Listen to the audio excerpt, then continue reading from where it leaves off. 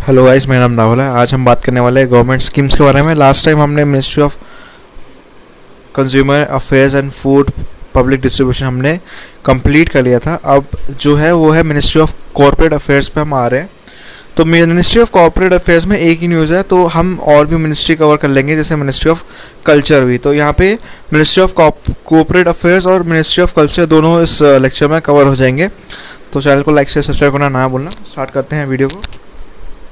तो ministry of corporate affairs में जो न्यूज़ है वो है मिसलेनियस इनिशिएटिव। इसमें है MCA 21 प्रोजेक्ट।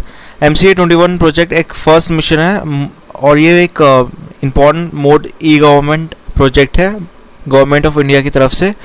ये इनेबल करता है easy secure access MCA services का कॉर्पोरेट अफेयर्स एंटिटीज़ के साथ, प्रोफेशनल सिटीजन्स ऑफ इंडिया के साथ। और यहाँ पे जो फाइनेंशियल ईयर 2021 से लेकर 2022 में MCA 21 3.0 लॉन्च हुआ था। ये टेक्नोलॉजी ड्रिवन प्रोजेक्ट है जो स्ट्रेंथन करता है इन्फोर्समेंट, प्रमोट करता है ease of doing business, enhance करता है यूज़र एक्सपीरियंस को, फैसिलिटेट करता है सीमलेस इंटीग्रेशन और data exchange among regulators. Additional modules यहाँ पे होते हैं e education, e consultation, e compliance management system MCA labs के थ्रू।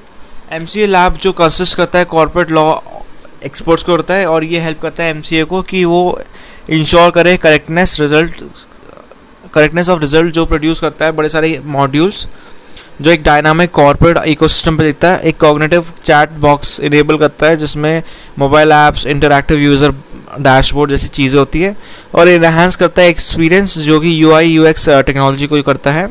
इसके अलावा LPP सेटलमेंट स्कीम की बात करें तो ये one time contention of delay करता है अलाउ को, और ये डिफ़ॉल्ट करता है लिमिटेड लाइबिलिटी पार्टनरशिप जो कि कंप्लीट करता है pending compliance without payment of any additional fees during the moratorium. LPP एक हाइब्रिड पार्टनरशिप फर्म है, एक कंपनी है जो आपकी लेसर कंप्लाइंस है, लिमिटेड लाइबिलिटी होती है, और इसके बाद जो बिजनेस स्ट्रक्चर है वो भी इसमें चीज़ है। नेशनल CSR डेटा पोर्टल जो है ये कैप्चर करता है इन्फॉर्मेशन CSR का, कॉर्पोरेट सोशल रिस्पॉन्सिबिलिटी एक्टिविटीज़ जो कि इनेबल करता है एलिजिबल करता है कंपनीज को, फाइल करता है MCA 21 रजिस्ट्री फाइनेंशियल स्टेटमेंट में, कंटेन करता है जितने भी फाइल इंफॉर्मेशन है जो जनरेट करते हैं प्री डिटरमाइंड रिपोर्ट्स को with respect to expenditure across the state district development sectors, provide करता है फीडबैक प्रोजेक्ट्स पे। कॉर्पोरेट डेटा पोर्टल की बात करें तो ये आपका लॉन्च हुआ था और ये इनेबल करता है, अवेलेबल करता है आपका फाइनेंशियल और नॉन फाइनेंशियल इंफॉर्मेशन जितने भी कंपनीज़ है उनके एनुअल फाइनेंशियल स्टेटमेंट भी, एनुअल रिपोर्ट भी, और बड़े सारे इवेंट बेस्ड फाइलिंग भी पब्लिक के लिए। और ये केटर करता है customised data services research and analysis के लिए। Corporate data portal spice plus की बात करें तो यहाँ पे apart from government ease of doing initiative, जो मिनिस्ट्री ऑफ कॉर्पोरेट अफेयर्स है उनने एक नया वेब फॉर्म डेवलप करा है जिसका नाम है christen spice plus simplified proforma for incorporating company electronically plus replacing the earlier spice from. Spice plus एक इंटीग्रेटेड वेब है जो ऑफर करता है 10 सर्विसेज बाय 3 सेंट्रल मिनिस्ट्रीज जो गवर्नमेंट ऑफ इंडिया की है। गवर्नमेंट ऑफ इंडिया की जो बड़े सारे डिपार्टमेंट्स हैं इसमें, जैसे मिनिस्ट्री ऑफ कॉर्पोरेट अफेयर्स हो गया, ministry of labour, department revenue हो गया, मिनिस्ट्री ऑफ फाइनेंस हो गया। एक स्टेट गवर्नमेंट है महाराष्ट्र जो सेव करता है प्रोसीजर टाइम कॉस्ट को बचाता है और स्टार्ट करता है एक बिजनेस इंडिया में। इसके अलावा ये सिंप्लीफाई करता है एप्लीकेशन EPFO के लिए, employees provident fund organisation, employees state insurance corporation जो रजिस्टर करता है बड़ी सारी चीज़ों को। इसके अलावा इंडिपेंडेंट डायरेक्टर डेटाबेस की बात करें तो MCA with Indian institute of corporate affairs ने डेवलप करा था डेटा बैंक जो इंडिपेंडेंट डायरेक्टर्स की बात करता है in accordance with the provision of companies act 2013। Pioneer करता है इनिशिएटिव मिनिस्ट्री का कि वो प्रोवाइड करता है एक अर्ली एक्सेस, नेविगेट करता है प्लेटफॉर्म रजिस्ट्रेशन के लिए, एक्सक्लूड ये एग्जिस्टिंग इंडिपेंडेंट डायरेक्टर्स की बात भी करता है और इंडिविजुअल जो एस्पायर कर रहे हैं इंडिपेंडेंट डायरेक्टर्स बनने के लिए। कंपनी रजिस्टर करती है अपने साथ डेटा बैंक और वो सिलेक्ट करती है, सर्च करती है कंपनीज को जो कनेक्ट करती है इंडिविजुअल के साथ जिनके पास राइट स्किल्स है, एटीट्यूड है, और कंसिडर करते हैं appointment as independent directors. Next जो मिनिस्ट्री है वो मिनिस्ट्री ऑफ कल्चर है, जैसे मैंने बताया था।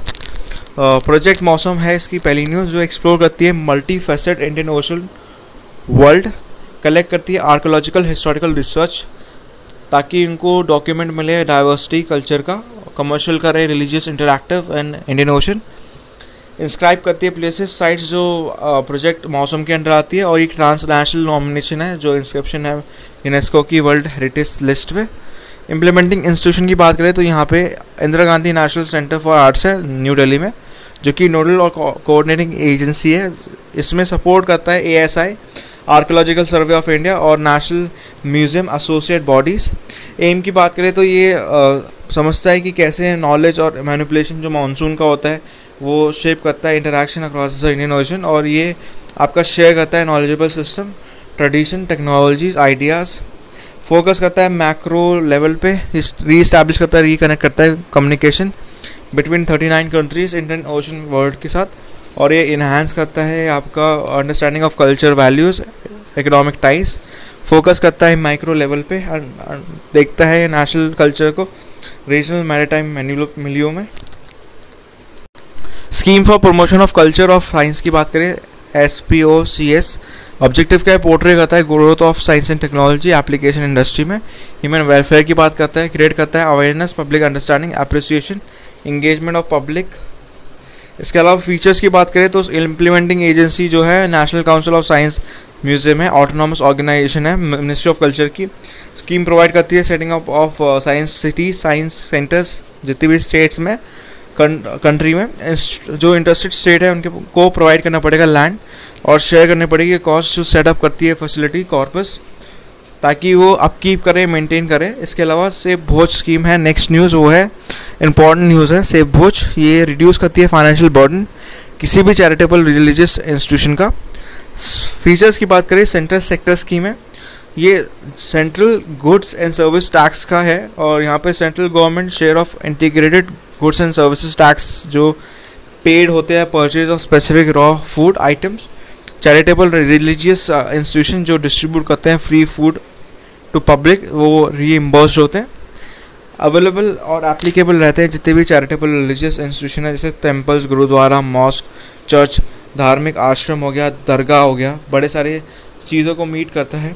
और यहाँ पे एग्जिस्टिंग चीज़ों को देखता है जो प्रिसाइड कर रहे हैं 5 years before applying for financial assistance, which have been distributing free food to public at least past 3 years on the date of application। ये सर्व करता है free food at least 5000 people in a month, और यहाँ पे blacklist नहीं होगा कोई भी प्रोविजन IFCRA के अंडर, और या कोई भी एक्ट या रेगुलेशन जो सेंट्रल और स्टेट गवर्नमेंट के साथ हो। मिसलेनियस इनिशिएटिव की बात करें तो यहाँ पे पहला है national mission on cultural mapping and road map. ये स्कीम फॉलो करता है एक भारत श्रेष्ठ भारत। इसका मेन ऑब्जेक्टिव है talent Hunt, collection of database artist का और आर्टिसंस का, बड़े सारे आर्ट फॉर्म्स का जो अक्रॉस द कंट्री है। इस्टेब्लिश करता है कल्चरल मैपिंग, और डेटाबेस है आपका कल्चरल एसेट के लिए, रिसोर्सेज के लिए। रन करता है nationwide cultural awareness programme, हमारी संस्कृति हमारी पंचन अभियान, जो कि डेवलप करता है आर्ट फॉर्म्स और आर्टिस्ट को। ये इस्टेब्लिश करता है national culture working place, NCWP portal जो ऑप्टेन करता है इन्फॉर्मेशन नॉलेज शेयर करता है in the field of arts. इसके अलावा गुरु शिष्य परंपरा स्कीम भी है जो लॉन्च हुई है थ्रू जोनल कल्चर सेंटर। ये प्रिजर्व करती है, प्रमोट करती है, अवेयरनेस करती है कोई भी आर्ट फॉर्म्स जो कि क्लासिकल हो या फोक हो। यंग टैलेंट जो है कैप्चर यहाँ पे नर्चर होते हैं, एक्वायर करते हैं skills chosen field of art में थ्रू सम फाइनेंशियल असिस्टेंस जो कि JWC पे होते हैं इन द फॉर्म ऑफ स्कॉलरशिप, जो कि आती है in the form of guidance experts की और मास्टर्स की इन फील्डों में। इसके अलावा आदर्श सम्राग की बात करें तो ये प्रोवाइड करती है amenities international standard around monuments, जैसे आपके प्रोवाइड करती है इंटरप्रिटेशन और ऑडियो वीडियो सेंटर, स्ट्रीमलाइन करती है वेस्ट वाटर गार्बेज डिस्पोजल, और ये इम्प्लीमेंट करती है आपका ASI archaeological survey of India. इसके अलावा नेक्स्ट न्यूज़ है national mission on manuscript. Establish हुआ था 2003 में, एक यूनिक प्रोजेक्ट है, आइडेंटिफाई करता है डॉक्यूमेंट्स को, कंजर्व करता है, उनको एक्सेसिबल बनाता है मैन्यूस्क्रिप्ट हेरिटेज ऑफ इंडिया। ये आपका इस्टेब्लिश करता है डिजिटल नेशनल मैन्यूस्क्रिप्ट लाइब्रेरी बोल रहा हूँ मैं, नेशनल मैन्यूस्क्रिप्ट लाइब्रेरी जो है एक, ये आपका Indira Gandhi national centre for arts में है। ये प्रमोट करते हैं एक्सेस टू मैन्युस्क्रिप्ट जो पब्लिकेशन के थ्रू होती है, in the form of book भी हो सकती है, इलेक्ट्रॉनिक फॉर्म में भी हो सकती है। नेक्स्ट है आपका culture heritage youth leadership programme. ये बेसिकली प्रमोट करती है, अंडरस्टैंड करती है, फाउंडेशन डेवलप करती है इंडिया का rich cultural heritage among youth.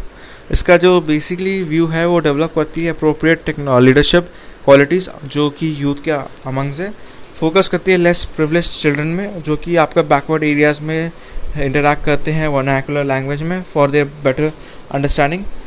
Centre जो है इनको कल्चरल रिसोर्सेज देता है, ट्रेनिंग देता है। एक ऑटोनॉमस ऑर्गेनाइजेशन है जो मिनिस्ट्री ऑफ कल्चर के थ्रू अंडर आता है, जो उसकी इम्प्लीमेंटिंग एजेंसी है प्रोग्राम की। इसके अलावा जतन और दर्शक इम्पॉर्टेंट है। मिनिस्ट्री ऑफ कल्चर कोलैबोरेट करते हैं centre for development of advance computing जो कि डेवलप कर रहे हैं एक सॉफ्टवेयर जिसका नाम है जतन। ये एक रेवोल्यूशनराइज म्यूज़ियम एक्सपीरियंस है और ये इम्प्रूव करता है म्यूज़ियम विजिट एक्सपीरियंस जो कि डिसेबल सीडैक डेवलप करती है दर्शक, एक मोबाइल बेस्ड एप्लीकेशन। ये रियल टाइम म्यूज़ियम पे देखती है और विजिटर जो गैदर करते हैं डिटेल्स अबाउट द ऑब्जेक्ट या आर्टिफैक्ट्स जो बेसिकली स्कैन करते हैं QR place near the object. इसके अलावा लास्ट जो उसका न्यूज़ है वो है safeguarding the intangible cultural heritage या diverse culture tradition of India. Objective क्या है? ये रीइन्वोग्रेट करती है, रिवाइटलाइज करती है बड़े सारे इंस्टीट्यूशन ग्रुप्स इंडिविजुअल, आइडेंटिफाई करती है non MOC institution, non governmental organisation, researcher scholars जो इंगेज करती है एक्टिविटीज़ में, प्रोवाइड करते हैं उनको, स्ट्रेंथन करते हैं प्रोजेक्ट, प्रोटेक्ट करते हैं, प्रिजर्व करते हैं, प्रमोट करते हैं rich intangible culture heritage India का। असिस्टेंस जो इस स्कीम के अंदर आती है प्रमोट करती है in the form of non recurring grants, हॉर्निया और बड़ी सारी चीज़ जो एड्रेस करती है क्रिटिकल और सर्वाइवल ऑफ प्रोपगेशन किसी भी फॉर्म में ICH का। इसी के साथ ये न्यूज़ ख़त्म होती है। सोशल मीडिया पे कनेक्ट होना है मेरे साथ तो आप क्या कर सकते हो, आप डिस्क्रिप्शन पे जाओ, लिंक है इंस्टाग्राम का, टेलीग्राम का, आप चेकआउट कर सकते हो और आपको ऐसे ही कुछ डेली के मिल जाएंगे। यहाँ पे आप चेकआउट सकते हो, डेली आती है वीडियोस तो आपके लिए इजी रहेगी। इसी के साथ ही आपको जानना है माइक कौन सा यूज़ करता हूँ या बुक कौन सी यूज़ करता हूँ मैं, तो उसका भी लिंक डिस्क्रिप्शन पे, आप अमेज़ॉन से बाय कर सकते हो अगर आपको चाहिए तो।